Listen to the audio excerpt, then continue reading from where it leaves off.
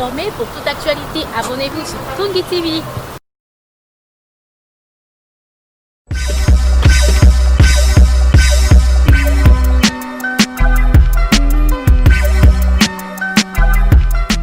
Chers internautes, veuillez vous abonner sur Tungi TV pour ne rien rater dans votre chaîne. Check. Chers internautes, depuis partout où vous êtes, n'oubliez pas de suivre le développement avec Inès Toumba sur Tungi TV. Désormais, suivez Affaires d'État pour parler politique sur Tungi TV avec Inès Toumba. Bonjour à tous, bienvenue très chers internautes. Je pense que vous avez vraiment souhaité brancher une émission la mission et permettre à ce que tous allez vraiment à la une de l'actualité ou alors tout informer. Bino, la bienvenue sur les Kanakalambo, République démocratique du Congo. Je vous signale que c'est Inès Toumba pour vous servir aujourd'hui. Là, on reçoit pour vous Fumu Sabata, le conseiller culturel à la présidence. Donc, il y a mingi côté Fati et na fier na epoye pena sura lobby mukonambura yokaka. Alors il faut ça maloba bien pour ce loba le président de la République démocratique du Congo Fati Beton ayokaka. En tout cas merci à vous. Nous partager la émission bolanda kaba émission oyo qui affaire d'État ils ont en marche. Voilà qu'on est déjà là pour vous offrir le meilleur de vous. Aujourd'hui c'est le 30 juin 2020 ils allaient déjà jouer au RDC à 60 ans et indépendance. Bonne fête à vous tous. Vous fêtez.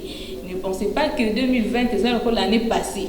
Oh, bon, tout fait un mot, mais cette fois-ci, toujours célébrer un bien que tous avons un confinement. Je crois que tout garder toujours les mesures barrières pour éviter que maladie zinga biso et vous allez m'appeler pour perdre mon corps ou y a trop cher pour nous. Vraiment tous allez kenge pour nous longa maladie oyo. Je sais que les lots sont célébrés journée au malam pizza te poto mais ça na sala kuna na lumumba explique que quoi ni salara que ça moi défilé to penser la journée on a ndenge ni salara parce que c'était vraiment une journée il y a une liberté on doit se le dire. Alors comme je l'ai dit tantôt tout sur la Fumu Sabata il est vraiment un tir culturel Boézi Tarati. J'aime bien parler avec lui parce qu'avec lui moi vraiment connaissance. C'est comme ça qu'on va partager aujourd'hui. Je crois que je vais saluer les enfants. Sabata, bonjour et bonne fête d'indépendance. Bonjour ma très chère sœur et merci pareillement. Je crois que Fumu une couleur bleue parce que les gens ont invité moi ressemblance Nangai donc c'est-à-dire que ouais, ça fait partie de la couleur, mais couleur, chaque couleur est la représentativité dans le monde. Voilà. Il y a vibration donc c'est important que le degré à couleur n'est pas représenté rouge, bleu, couleur verte, mauve, très tout important. Ça. Il faut avoir connaissance là. Ok.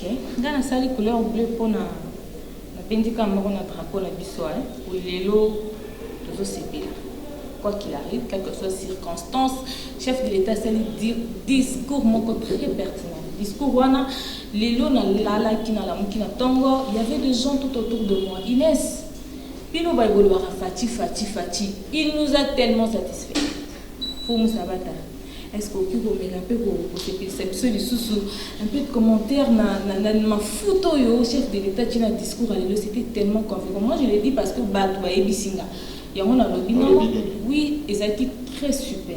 Vous avez encore besoin de surtout dans le moment où c'est l'homme qu'il faut à la place qu'il fallait. Donc depuis longtemps tous qui n'a souci mais le col qui Congo na biso on n'a pas voulu to baby sambo na biso pour na koluka la patuna minduki ou bien pour la meilleure force c'est la force moko spirituelle. Et le chef est là, à Nicolas Sabino, qui a une éducation d'une très bonne famille. Il y a Papa Etienne Tshisekedi, père à son âme. Maman Nabiso, maman Abouti, président Nabiso, maman Marthe Kassalou. Donc, pour Nabiso, il est très important que vous soyez attentifs à la haute présidence de sa combat directive. Mais, il y a Aza, copier ça un message codé tenir le président Moussa Liboso Bazalaki pour la configurer peuple. On sent que makambo azoloba na monoko na ye na badiscours nazosala, c'est comme ça esprit na ye mpe ndenge ezali oyo azokoprojete na kati ya motu ya peuple na ye. Yango namoni eloko tokosala kezali il faut tovénérer baancetre na biso mpo nzambe ya baancetre na biso akokisi kolela ya bana ya Congo ndenge apesi biso bénédiction d'un chef d'état ya Trump na ye. Yango nazomona nga mpo na ngai je me nourris que du bien que le peuple est en train de parler à son égard.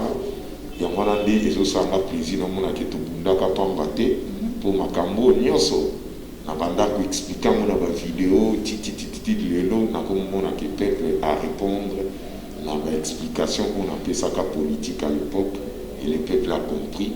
Yango wana mpo na biso ezali vraiment oyo tobengaka triumvirat.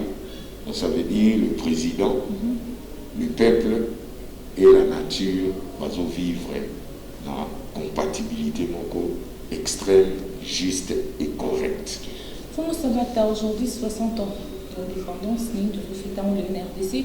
Qu'est-ce qui a manqué au peuple congolais depuis tous ces temps-là?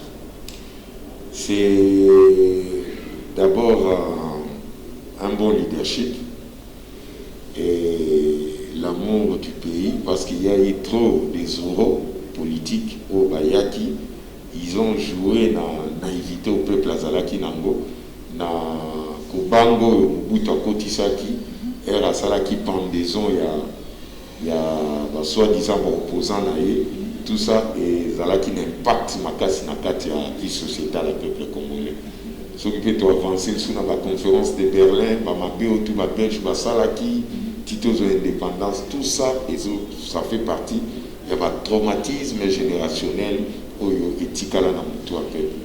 Et tout ça eza biloko moko il faut toujours to mikitisa tout ça la allégeance na bao batikaki biso batambisa makila mpona mboka na biso bamonde bazosala ke babunda mpe na dimension mosusu mpo biso bao tozali sur le plan physique toyeba kobatela Congo mpo bakozonga lisusu na bana oyo tokobota mpo bagere Congo.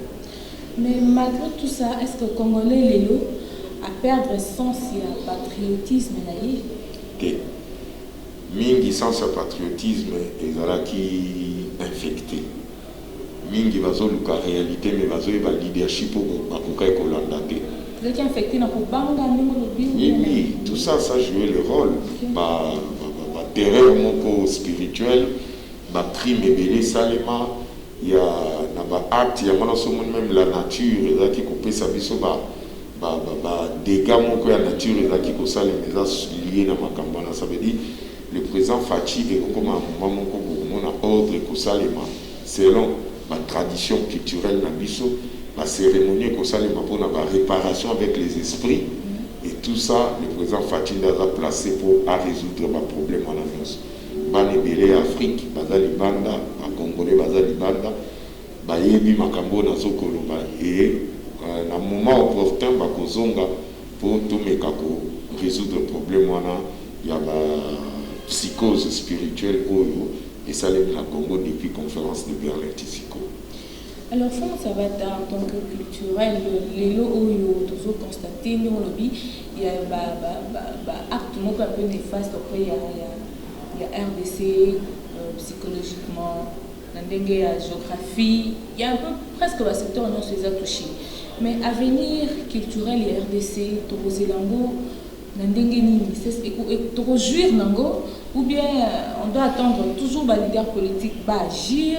Non, il y a une question d'homme, culture na biso, et tout ça na culture très immense et très riche, mais ce sont les hommes qui n'arrivent pas à conduire, pas mettre en bas la hauteur. L'artiste n'a pas de se comporter d'abord, les artistes et les musiciens, entre Bango Balinga na Kate. Or, artiste moko ta ko ke no bundaye moko contre les musiciens aux États-Unis. Or, il faut tous aller à Fali, tous aller à Innocent, tous aller à Bill Clinton, tous aller à Lokwa Kanza, tous aller à Lulenge na Lulenge, mais bazo ko s'entraider na ba réseau ko bazo ko fungola pour na musique na biso et qui est na niveau ya world. mais talaka nde base comporta omona mwa groupe bayaya moko boye bazoboya innocent olie basimba ye baencadre mais omona bayaya moko boye basangani nga benga bango bafaux yaya donc baetufa kaka innocent baetufa innocent. C'est la question donc il faut tout dépasser bah sentiment délicat et pour apporter nulle part de retourner kaka avant.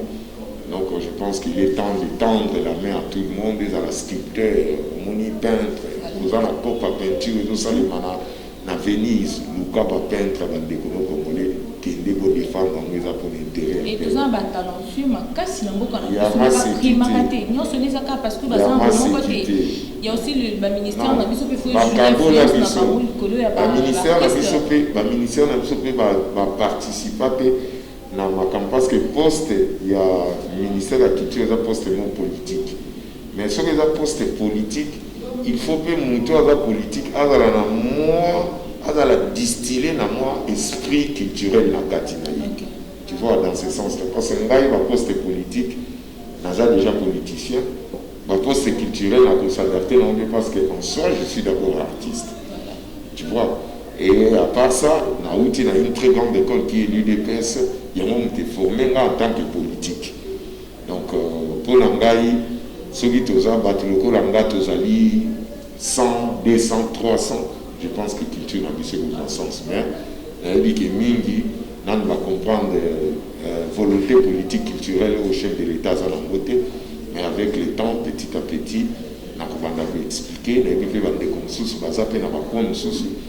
défendre la culture na biso on a toujours copié ça conseil auprès de la présidence ou bien le ministère de la culture. Je pense que c'est comme ça que nous pouvons mettre la main dans la pâte pour biso tous les dividendes positifs.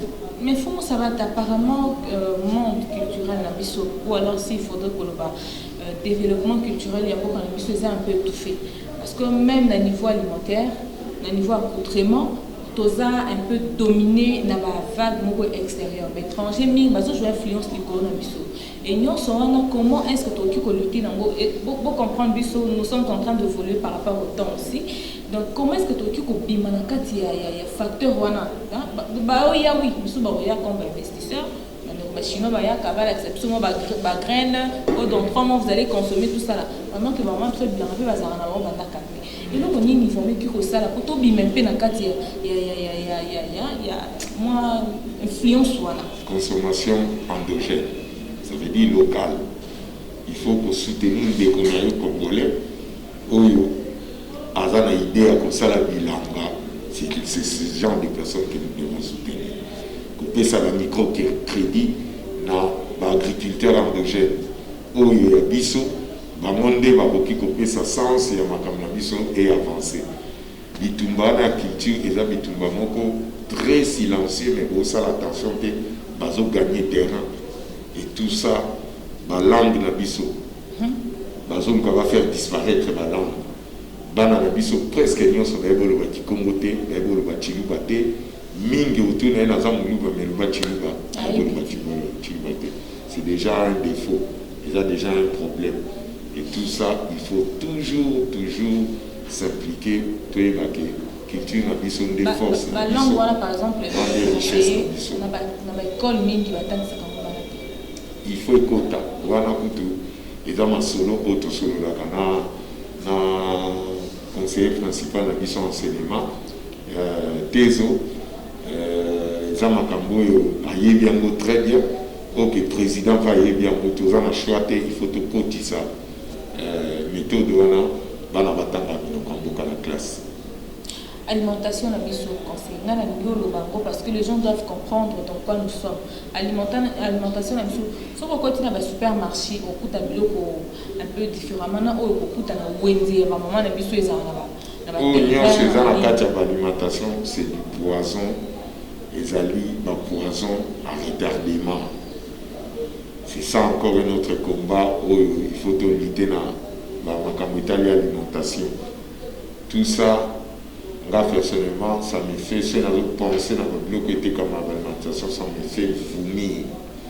Pour naïebi niveau, au nini, biloko wana ezokopesa biso bamaladi, ezopesa biso batoxine na kati ya nzoto, ke lelo batoxine mosusu omona moto aokaka motu mpasi ayebi place motu mpasi euta te, or toxine ekangami quelque part.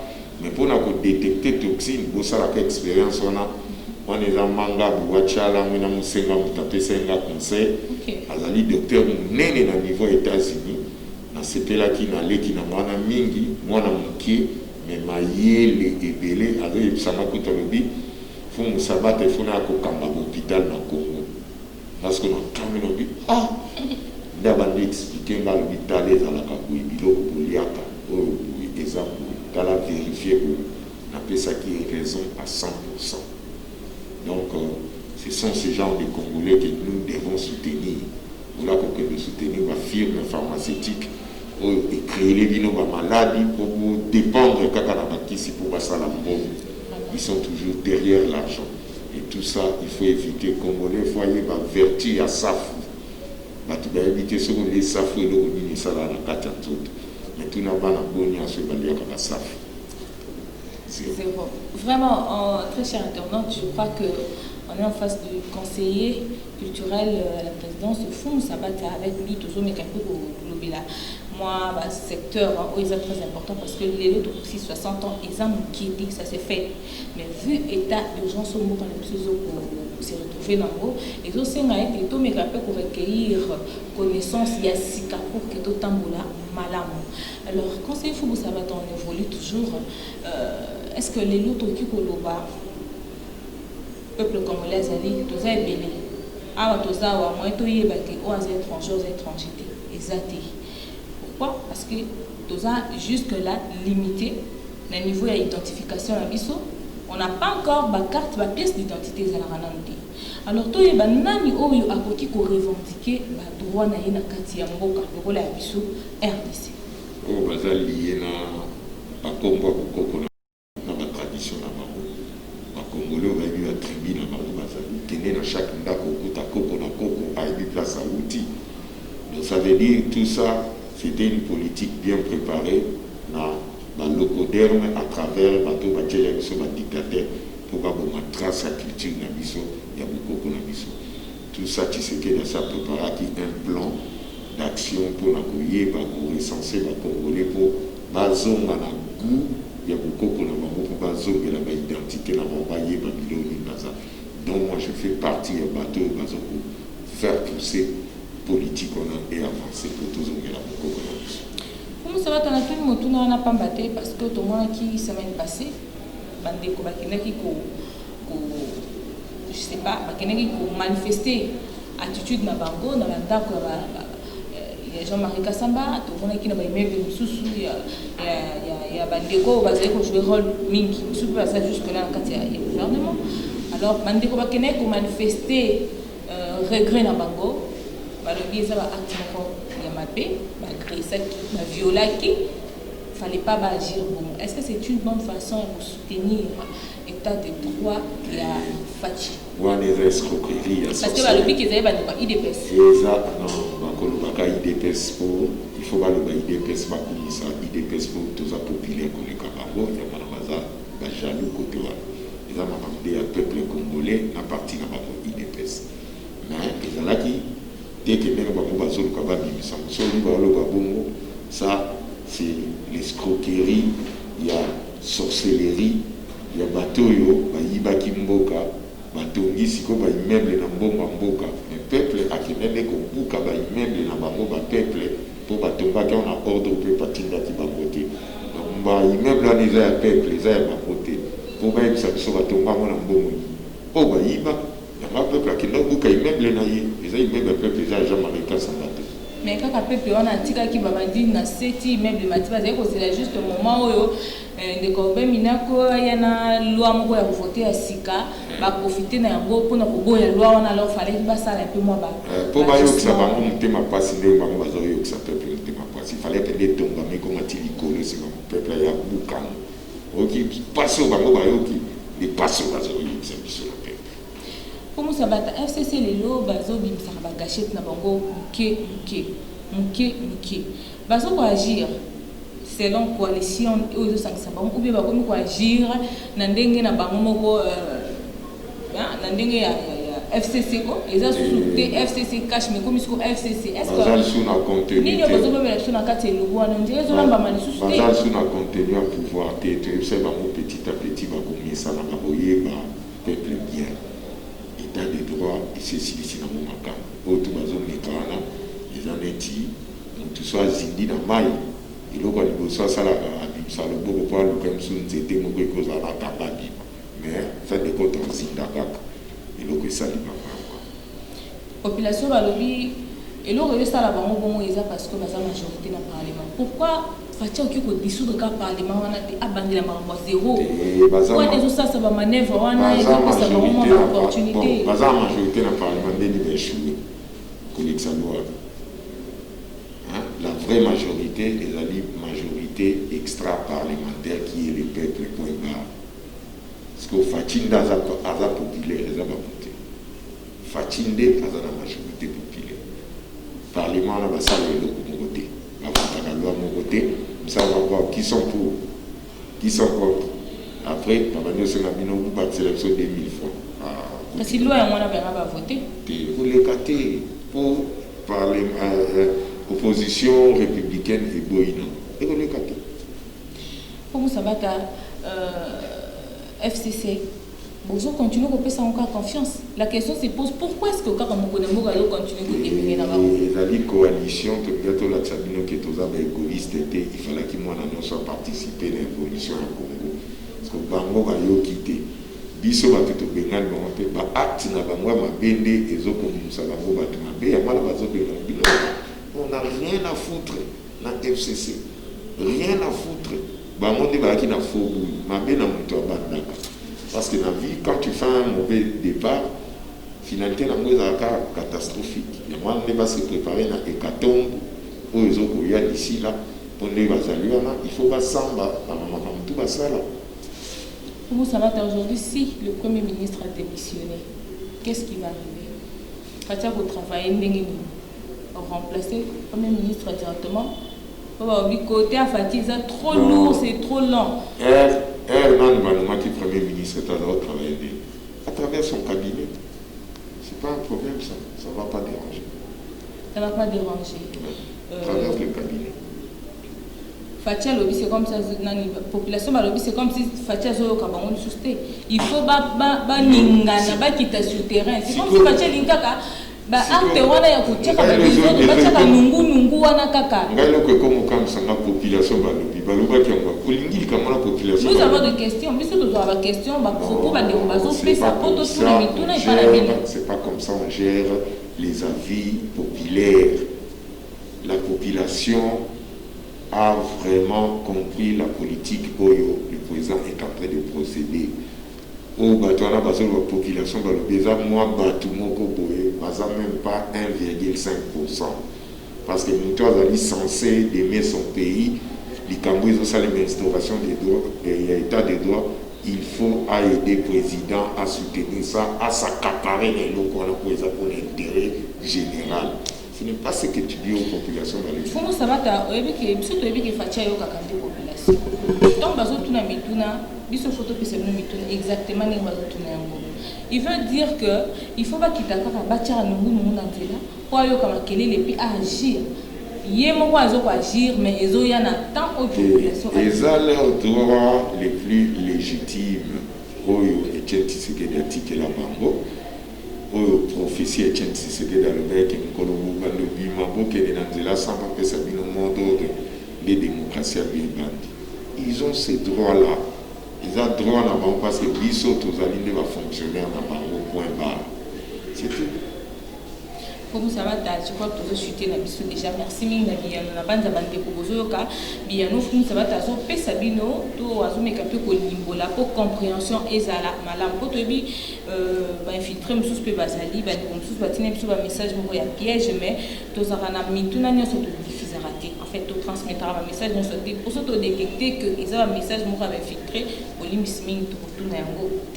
Kasi, tu as un souka, comme avant la présidence. Vital Kamel.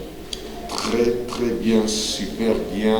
On est très posé, sans des petits soucis. Nous travaillons très bien avec notre DICAB AI et Bérande. Donc, tozoka bien pour tolakisi que tozaki bana Etienne Tshisekedi toyebaki ko défendre la besoin du peuple et bato bakomprenaki te kozala na biso na lolenge tozali na vision du peuple d'abord. Et il est clair que base à la mise en quarantaine pour l'Angaï, on est très bien, on se sent bien, comme si on était pépé de table. Voilà, je pense que toi aussi, si tu as déjà, Fumu Sabata, Manilo Basuka,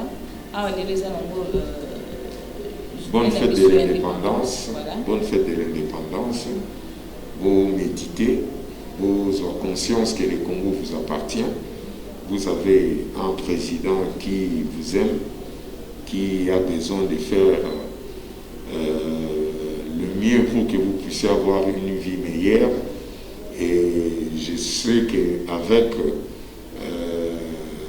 l'amour oyo tozoko lukato chapona Congo na biso ezala pe bolingo oyo kolata bana na biso bazokoya, et c'est ainsi que nous allons rendre ce pays plus beau, plus fort, imposer l'hégémonie du pays dans le monde pour continuer à s'adapter à que le Congo reste l'espoir de l'Afrique et l'espoir de ceux-là qui veulent que la paix puisse régner dans le monde et en Afrique. Merci beaucoup. Merci beaucoup, Fumu Sabata, pour la disponibilité. Merci, ma très chère sœur. Et bien voilà, je pense que toi aussi, ça n'a pas awa. Merci Nabino Mopé, ça a toujours confiance tout le temps. Tout le temps, les chaînes Nabino, abonnez-vous beaucoup, mais Nabiso, nous salango beaucoup, mais Nabiso, mituna ya bien, à propos Nabino, et permettre à ce que Moussala et qui souvent fait Nabino, dengue lelo na yoka ki bande ko bazolo bana ba bébé ba botami sikalelo bazaka na 60 ans na ba o ba botama ki ba kola menan ba koksi 60 te ba koksi ka 60 po ezana kati ya mboka na biso leto fêter. Merci pour vous reconnaître que vous avez bana mboka toi agir en tant que bana ya mboka mutu moko abotola ba droit na yo te.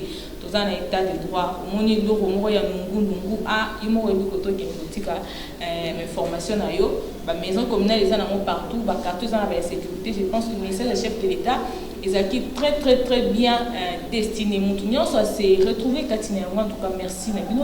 Inas Tumba, je pense que je pourrais revenir plus prochainement. Dina Fina, Botinayo, Maman Sylvie Lundu, les femmes paysannes, cette fête aussi vous concerne. Drixa, Maison Nabino, il y a design. Je crois que je vous aime beaucoup, je vous porte à cœur. On se retrouve plus prochainement. Au revoir.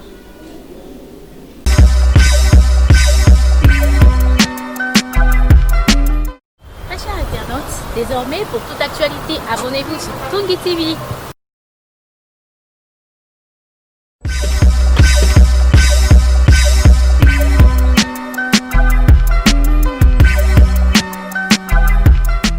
Chers internautes, veuillez vous abonner sur Tungi TV pour ne rien rater dans votre chaîne. Check. Chers internautes, depuis partout où vous êtes, n'oubliez pas de suivre le développement avec Inès Tumba sur Tungi TV. Désormais, suivez Affaires d'État pour parler politique sur Tungi TV avec Inès Tumba.